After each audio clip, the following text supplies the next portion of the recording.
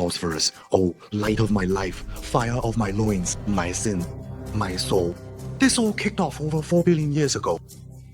Back then, Earth was one ocean planet, and ferrous ion-packed seawater dyed the whole planet a teal green. Beneath those green depths, though, the young Earth was absolutely roaring with superheated material from the planetary interior into surging thermal plumes that punched through 2,000 plus kilometers of mantle, slamming into the thin, barely solidified crust. Eventually, the seafloor cracked wide open, where frigid seawater, molten crust, and deep mantle material all clashed and mixed. The deep-sea hydrothermal vents first spawned, and yet, odds are you've heard this already in this brutal hell biome of heat and chaos, that the very first proto-life build spawned. We now dub them molecular life, the OG faction. They hadn't even unlocked the cell structures we know today. Instead, they just straight up camped in natural pores inside the rock walls, using the surrounding minerals as catalysts to synthesize and then replicate the most basic organic molecules. Now, some deep-sea hydrothermal vents spit out massive tons of alkaline material, hydrogen ions from the surrounding acidic seawater, then leak through porous rock walls and pull off an acid-base neutralization combo with the vent output. That flow of positively charged hydrogen ions is, in a sense, basically a gentle electric current, right? Fueling life's very first metabolism grind. But this energy form was clearly wildly unreliable. For starters, most biochemical reactions can't even run on raw electricity directly. And the real pain point lies here. Hydrothermal vents have zero stability. Their output surges and fades, cuts in and out, and the composition of what they spit out keeps reshuffling. So before life could officially unlock living thing status, it had to grind out energy storage and conversion tech first. And that's right when they stumbled upon that one single critical element, phosphorus. Yeah, real talk, possibly the most fateful misstep in all of life's evolution. Phosphorus, right? Should not have been part of life's build. Phosphorus might not rank that high on the heavy element tier list, but it's got one massive flaw. At molten temps, it bonds incredibly hard to iron, like inseparably. Back in Earth's molten, formative days, way back when, that meant over 90% of the planet's phosphorus got yoinked to the core by heavy, sinking iron. Less than 3% was left stranded in the crust, and even that tiny scrap of phosphate minerals was barely usable. And the vast majority of phosphorus-bearing minerals are nearly insoluble in water too, only when solid rock wears down, and the surrounding environment is acidic. Can tiny bits of phosphorus actually break free from their crystal lattice gel cells and dissolve into water? But here, down at the deep-sea hydrothermal vents, the setup was literally perfect for it.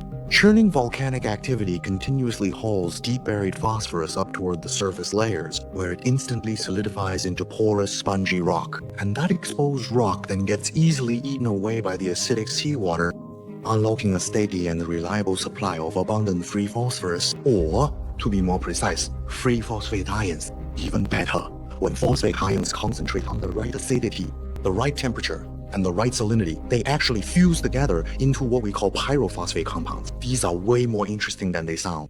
As you see, one phosphate ion, which carries 3 negative charges, when 2 join up into pyrophosphate, each half still holds 2 negative charges. Think about it, all that repulsion gets crammed right onto the 2 bonds in the middle.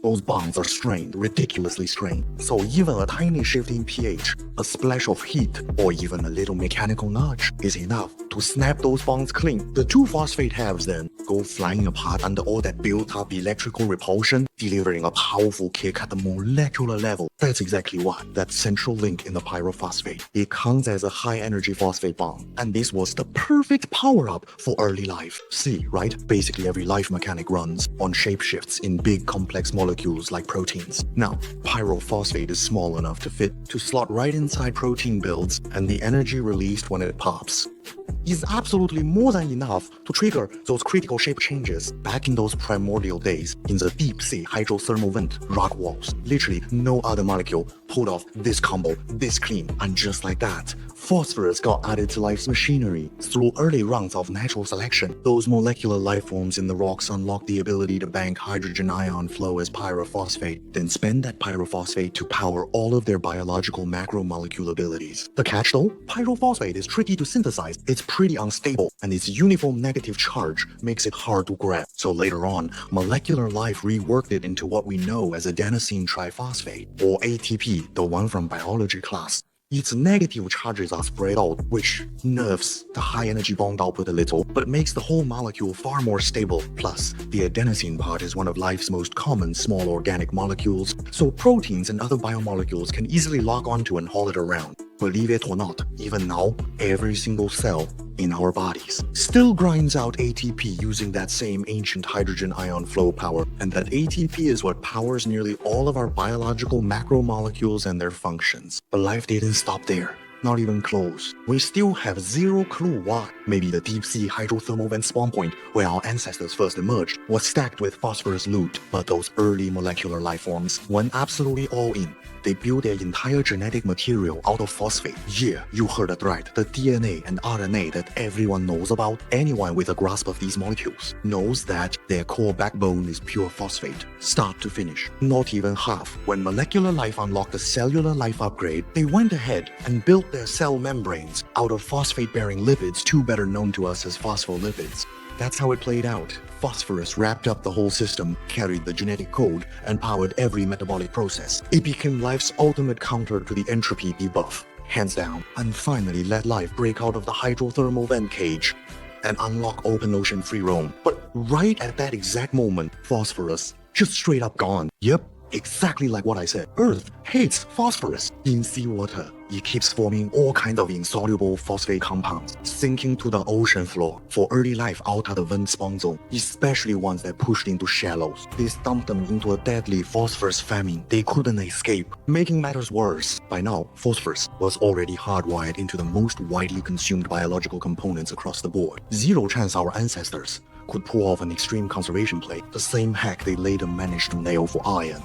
But right when cellular life was about to wipe meat run their salvation, it literally dropped from the sky, no joke. Something mysterious happened though out in the solar system between roughly 4.1 and 3.8 billion years ago, and what it resulted in was countless meteors carpet bombing the planet's surface in an absolute onslaught of cosmic debris. Even today, actually, you can still see the dense craters from that era all over the moon. It's officially known as the late heavy bombardment actually. Phosphorus though is abundant across the universe, and even biter. Phosphorus tucked away in small cosmic bodies often comes in trivalent or elemental forms, ultra-rare drops you never spawn naturally on Earth. So throughout this entire 300 million year long starfall that kept raining down, tons and tons of off-world phosphorus got converted into slightly more water-soluble compounds along the way, like phosphites and also phosphine. It was a miraculous phosphorus manna from heaven for dying cellular life. But let's be real here, as cellular life kept ballooning in numbers, relying on random sky loot drops couldn't be a sustainable meta. And get this though, as if all the universe's powers were tag-teaming to coddle this fragile young life. The second the meteor drops stopped falling, the Earth itself rolled out the terrestrial phosphorus buff soon after, right on cue. Again, nobody fully understands why, but around 3.3 billion years ago at the latest, chunks of the Earth's crust suddenly thrust upward, breaching the ocean surface. Yep, that's right, from that day forth, land itself rose up upon the Earth. So once those rocks hit it open and took constant weather damage, cracking and crumbling, then sulfide-packed acid rain kept spamming them with the corrosion debuff on top. And sure enough, phosphorus broke its seal yet again, mixed into the rock debris froth, flushed straight into the ocean. Thus, those shallow seas around new land became the very first foothold that shallow water life could cling to. As time passed, tons of microbes swarmed the area around them to grab a slice of this modest resource bounty, stacked layer upon layer on the seafloor, forming those patchy microbial mats everywhere. And right here though, a quiet revolution was rising up in total silence. What we have here is a 322 billion year old microbial mat fossil from South Africa.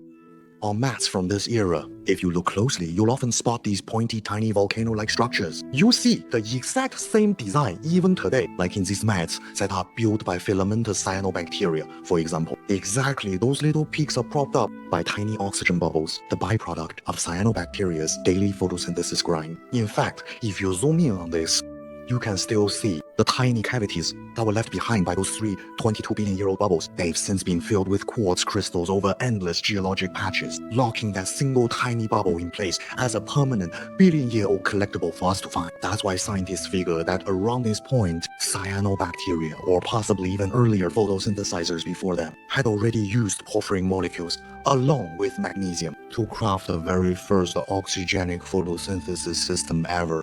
说一说, magnesium was the secret behind-the-scenes master that set up the Phosphorus and Life meetup in the first place. If this video hits 100k likes though, I'll drop the full deep dive on magnesium's entire arc in life's evolution.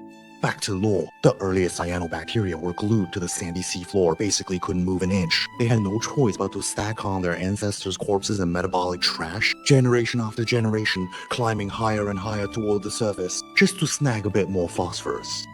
Eventually, those towering stacks of cyanobacteria bodies and mineralized slime solidified into what we call stromatolites, braving the waves, eternal flexes of life's completely unhinged obsession with sunlight and phosphorus. 100 million years of non-stop grind from endless cyanobacteria. And what did all that sweat and toil get them?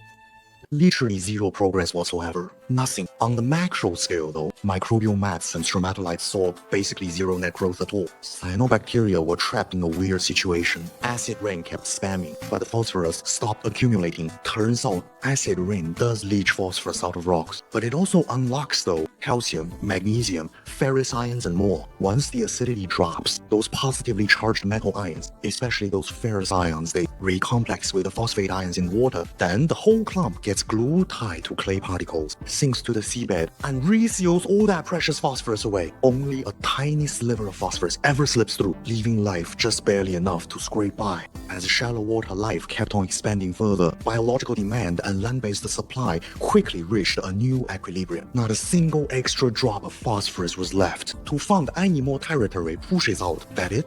Game over? Nah man, life had been around over a billion years. Not some noob fresh out of spawn. Who needs heaven and earth? Life finds a way, powered up by evolution's buff. All microbes, cyanobacteria included in that, quickly realized phosphorus was literally everywhere, right under their noses. Absolutely nailed it. All stacked up bacteria, corpses, and metabolic waste piled mountain high over hundreds of millions of years. So then, every group of microbes separately unlocked the same enzyme ability to recycle phosphorus from organic compounds, enter the enzyme on the scene, alkaline phosphatase, and thus kicked off the age of large-scale organic phosphorus mining meta. But nobody could have expected that this seemingly overpowered solution would instantly and spectacularly backfire on the cyanobacteria big time. Turns out, see, alkaline phosphatase has got straight up garbage tier efficiency. So to hoard enough phosphorus, they had to craft massive amounts of these enzymes. But the kicker, nitrogen, key element in proteins, also hit a harder resource cap. Luckily, Earth's atmosphere has basically an infinite supply of nitrogen. So cyanobacteria went ahead and unlocked yet another enzyme ability for nitrogen collecting. The enzyme called nitrogenase. Fatal flaw? Nitrogenase is completely defenseless against oxygen exposure. Yet who could have seen it coming? Cyanobacteria are spamming oxygen non-stop. Just one single puff of oxygen, and every single nitrogenase molecule gets insta-wrecked. Brutal death loop. More phosphorus cyanobacteria get, harder they spam photosynthesis. Faster oxygen stacks. The more nitrogenase gets wiped, less nitrogen means less phosphatase. They can craft less phosphorus they actually capture. This more phosphorus means less phosphorus paradox trapped cyanobacteria for 800 million years. Through all that, they just kept stubbornly spamming photosynthesis day after day after day. Luckily, land masses across the planet were also expanding around then. Those tiny scattered islands gradually expanded over time and merged into full-size continental maps. Mountains and plains officially dropped in, spawning massive river systems all over, pumping more phosphorus into the expanding shallow seas. The oxygen oasis built by cyanobacteria spread right along with them, pushing into new territory. Day in, day out, bubbles spawned from microbial mats on schedule, broke the surface, and despawned instantly in the reducing atmosphere that existed back then. But the cyanobacteria just kept grinding. 600 million years of grind later, cyanobacteria finally started keeping the global redox balance in their favor. Roughly around 2.7 billion years ago, oxygen managed to hit a concentration of just 0.0000001% in the atmosphere, barely a trace. Riding this continental expansion meta buff though, cyanobacteria ran endless test runs, iterating builds, until they finally cracked the underlying nitrogen-phosphorus-oxygen conflict bond. Long story short, they folded, they expanded, split and rearranged the membranes inward to craft a brand new structure later named the thylakoids. This physically walled off their photosynthetic machinery from their nitrogen-fixing systems, even letting them fine-tune every molecule flowing in and out. Nitrogenase barely ever ran into oxygen again after that. Phosphorus recycling had 0 more caps on it, and the efficiency of photosynthesis, it absolutely skyrocketed from there. More and more bubbles billowed up from the mats, flooding the atmosphere, turning oxygen from a barely detectable trace stat into a steady growing presence. This tidal wave of oxygen immediately started clearing every reducing mob on the planet's surface. Iron-bearing minerals in rocks, locked in a suicidal hug with oxygen molecules, weathered into rust-red shards that crumbled and flaked, layer by layer, sank to the seafloor, became the banded iron formations we found today. But even bigger play, oxygen kept on oxidizing sulfur compounds in the air, mainly hydrogen sulfide, stripping them apart. And the end drop from that reaction? Sulfuric acid. So even more acidic rain poured down on bare land, leaching phosphorus way faster than before, and this time, barely any iron left to reseal phosphorus away. Cycle kicked in. More phosphorus meant booming cyanobacteria populations across the board, which meant way more oxygen output pumping out. Extra oxygen chewed through rocks and air, unlocking even more phosphorus from the ground. From there, oxygen went fully exponential, no stopping it. In just 100 million years, atmospheric oxygen levels spiked by a factor of 1000x, peaking at about 0.01% of modern levels. And this was happening around 2.43 billion years ago, an absolute turning point. The Great Oxidation Event officially activated. GuCangLong. Naturally, the first thing one-shot by all this rampant oxygen was cyanobacteria's nitrogenase. Their nitrogen-fixing enzyme got wrecked. But by now, nothing was gonna nerf the cyanobacteria grind. Just over 2.3 billion years ago, some cyanobacteria started forming up squads, linking end to end into chains. They'd pick 1 or 2 cells to fully respec, shut down photosynthesis, triple up their cell wall armor, to block out oxygen and protect nitrogenase, and then go absolutely all in on nitrogen fixation alone. These dedicated support units are called heterocysts. After that, atmospheric oxygen could no longer gimp their nitrogen fixation, alkaline phosphatase crafting as well, or what you'd call a full phosphorus looting spree. With that, oxygen's last remaining constraint on cyanobacteria was gone, completely and permanently wiped from the equation for good. So then, atmospheric oxygen levels jumped up another full order of magnitude. Every single reducing gas left hanging out in the atmosphere was now officially on the delete list. No exceptions. Take methane, for example, right? A greenhouse gas that's dozens of times more powerful than CO2 at trapping heat. With methane wiped out, Earth lost its thick thermal blanket. And then, like the Earth was pulling one last desperate counterplay against the life faction, global volcanic activity fell into a long, quiet lull right around the same time, slamming the gas pedal on the global temperature nosedive. That instant, the whole planet froze. The most brutal ice age in Earth's history dropped. The Huronian glaciation, the longest, coldest freeze Earth ever endured. The frost scythe falls, silence devours all, and the even worse, continents and the shallow seas locked under ice. The phosphorus supply was completely cut off. Rule number 1. The Reaper treats everyone equally, no exceptions. But cyanobacteria?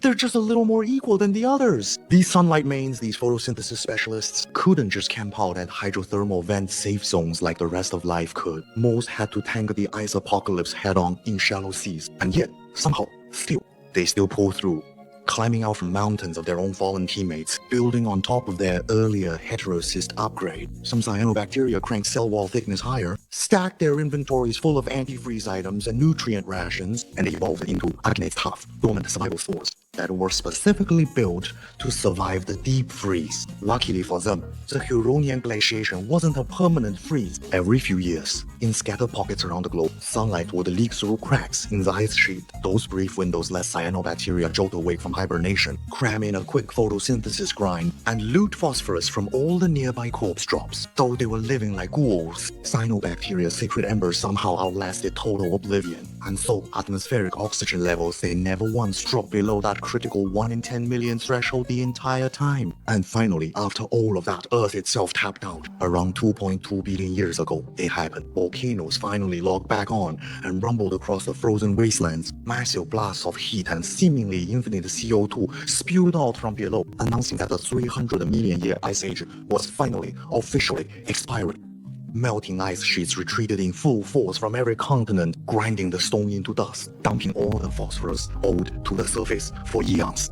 Straight back into the ocean, with compound interest. After 100 million year nap, cyanobacteria snapped back instantly, and they spread like wildfire. Oxygen levels spiked right alongside, holding steady at around 0.01% of the atmosphere for the next 200 million years. And this officially marked the Great Oxidation event as a narrow but decisive win for Team Cyanobacteria. All surviving life now had to accept that oxygen was the permanent meta from now on. As a result, all kinds of janky survival builds started popping up like mushrooms. That recent super hyped, much discussed, that weird 1 billion year old macrofossil group that everyone's been arguing about? Yeah, the Franzvillian biota is probably just one of those chaotic early evolution test runs. Nothing more, but the single most successful survival hack of all? It happened when some anaerobic microbes decided to team up with aerobic microbes, fuse together, unlock a brand new life class, eukaryotes, a whole new tier. But hey, that's a whole other lore arc. Meanwhile, at roughly 2 billion years ago in time, as volcanic activity just kept ramping up, the Great Continental Drift update dropped full force. Land masses that used to be scattered island chains first heaved themselves upward, then slammed together hard, violently. Ridges tore through the sky, like the planet's skin rippled in stone. The Earth had officially entered the Orosilian, the age of mountain building. 200 million years later, nearly all of the planet's scattered landmasses had merged into the very first supercontinent in all of history. The one and only Columbia supercontinent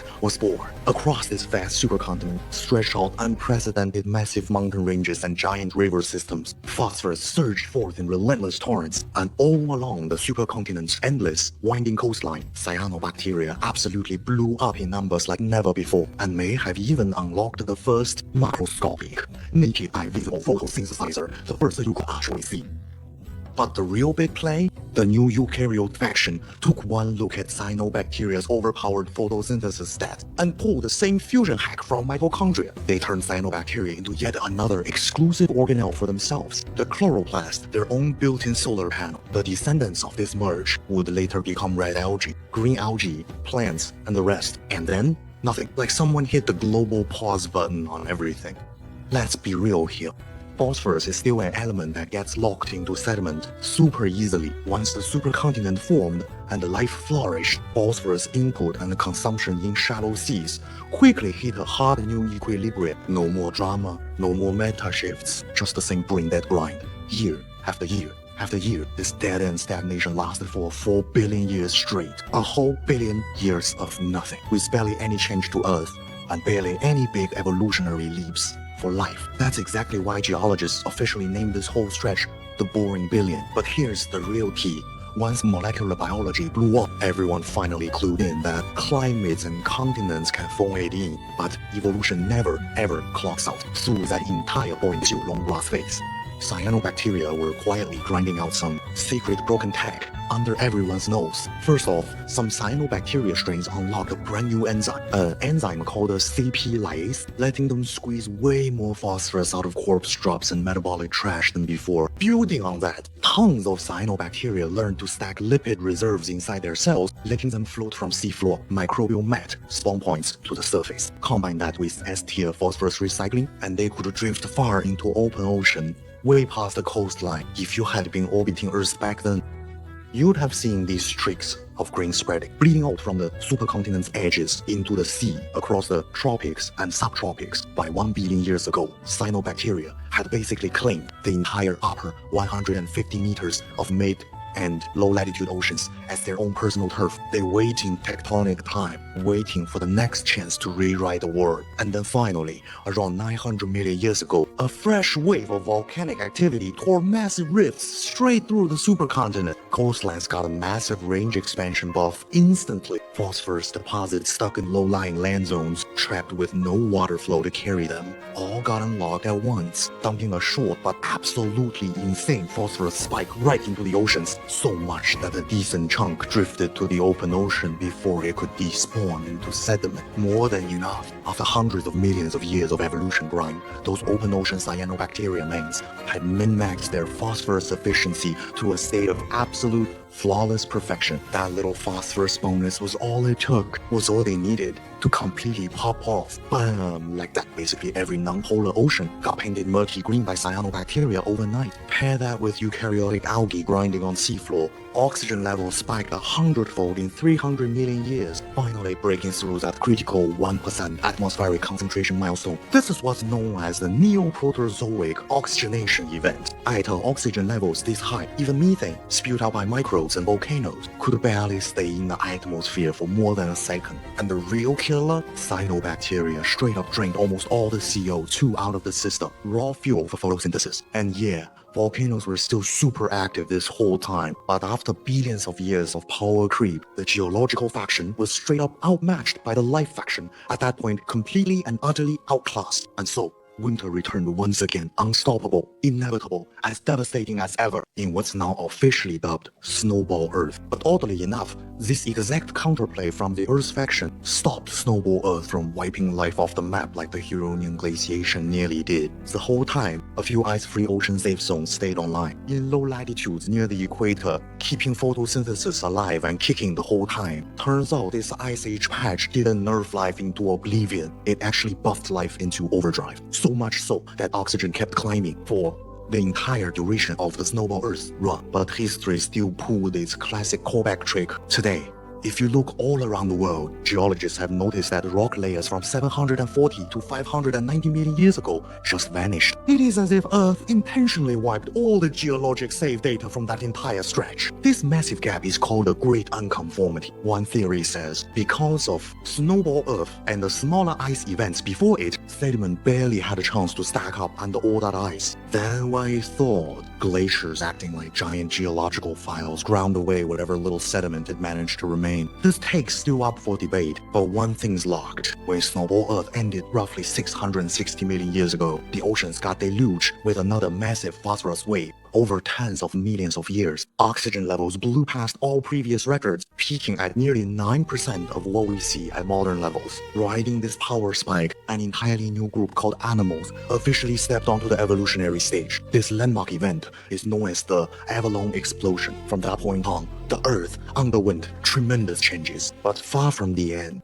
Over 200 million years later, green algae, the eukaryote with endosymbiotic cyanobacteria inside, successfully unlocked the land biome for the first time and evolved into the full planter class. Life had finally blanketed every single inch of the planet's landmass, seizing complete and total control of the entire Earth. Well, yeah, so gone were the days of begging the Earth for those phosphorus handouts anymore. We mine the phosphorus ourselves. We blow up oxygen stats ourselves. We kick off the great animal land expansion event all by ourselves.